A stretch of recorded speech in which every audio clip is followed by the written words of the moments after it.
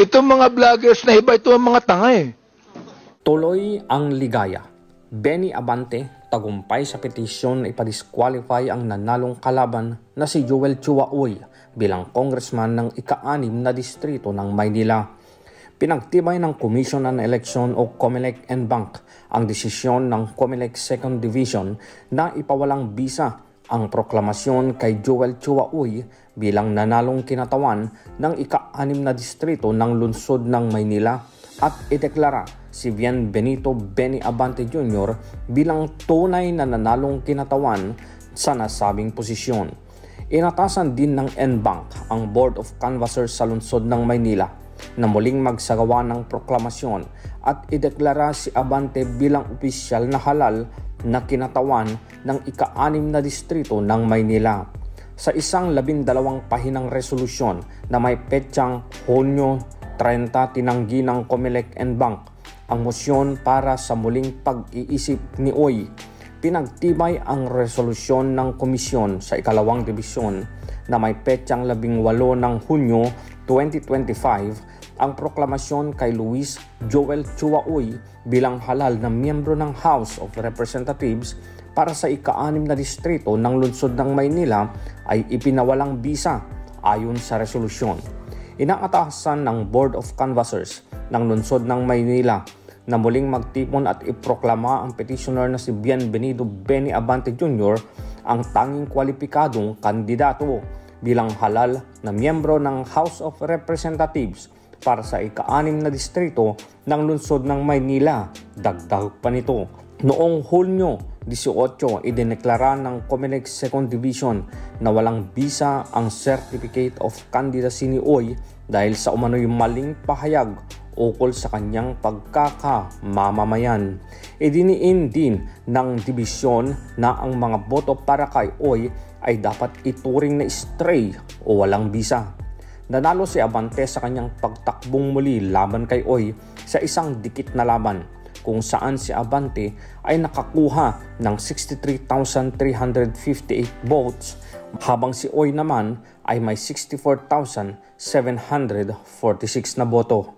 Pabor ka ba sa naging desisyon ng COMELEC? Karapat-dapat bang muli na maupo si Benny Abante bilang isang congressman? Ilagay sa comment section ang iyong opinyon. Lost the elections but won the seat at Congress. Matalino Pilipinas, so Benny Abante is now re-elected as congressman again. So during last elections, he lost to Joey Uy. But now, due to technical issues with Joey Uy, Abante reclaims his spot as Congress. So, was it legal? So in addition, Rappler had to add, Abante was among the re-electionist Manila congressmen who became targets of negative campaign by Inday Sara Duterte. Sad to say, yes, it was legal. Apparently, the supposedly elected Congressman Uy had problems with his citizenship, with his father being Chinese, hence voided his candidacy. Therefore, if it is really true, then yes, Congressman Abante will win again. Sad to say because I really don't want a congressman like that to win again. Especially the Facebook meta stunt. It was just a waste of Filipino taxpayers' money. Tapos meron pa yung fake news na vloggers. Paano na yung mga news outlet ni Aling Sheila?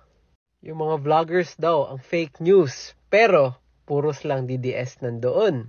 Yung news outlet na nag-declare about China and Duterte asylum. How about yung mga vloggers na nagsasabi merong bilyong-bilyong pera si Duterte?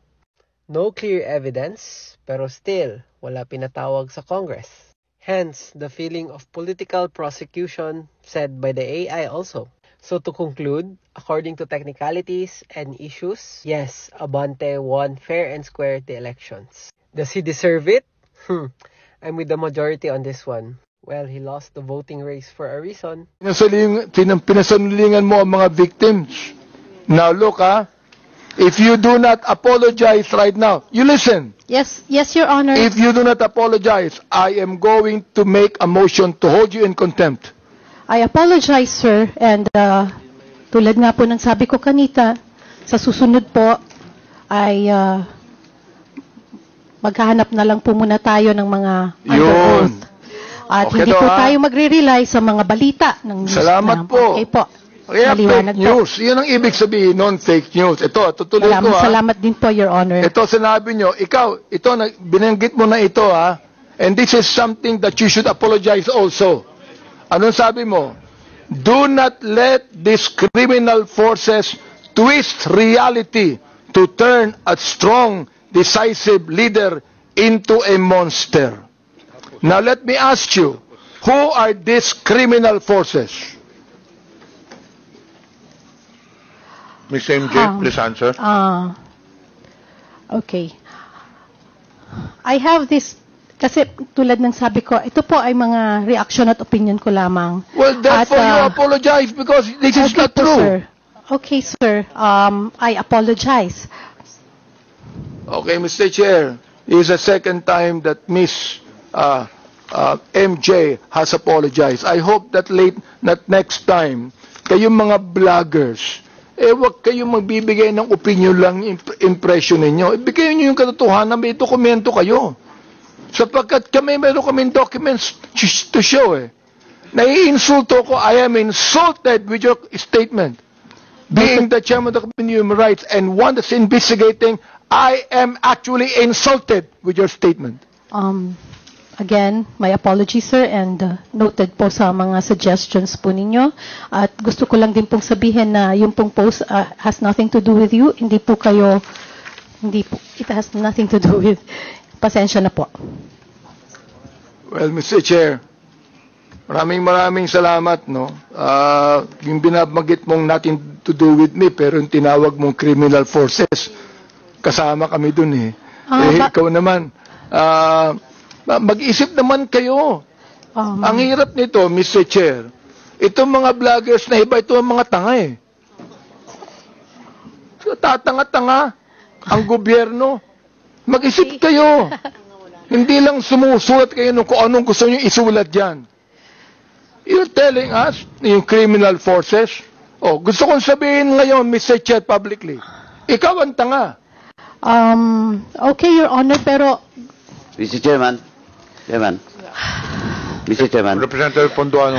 Mr. Chairman, just a matter of protocol. May I move to strike out the statement of the Chairman Abante Second. addressed to MJ? Second, recently? Mr. Chair. Thank you, Mr. Chairman. Any objection? There being none, the uttered words is stricken off. Any further questions? I rest, Mr. Chair, and thank you so much. I'm not angry at you, Miss MJ. We're just ferreting the truth here. okay, Your Honor. Pero again, hindi ko pa alam kung saan nyo po nakukuha yung idea nyo na kayo yung criminal forces. Hindi po. Anyway, Ikaw again, ang sumulat, Mr. Chair. Okay po, sir. Ikaw ang My sumulat apologies. Yes. Okay. My Sinulat apologies, mo sir. yun Okay po. Tanga po ako, sir. My goodness.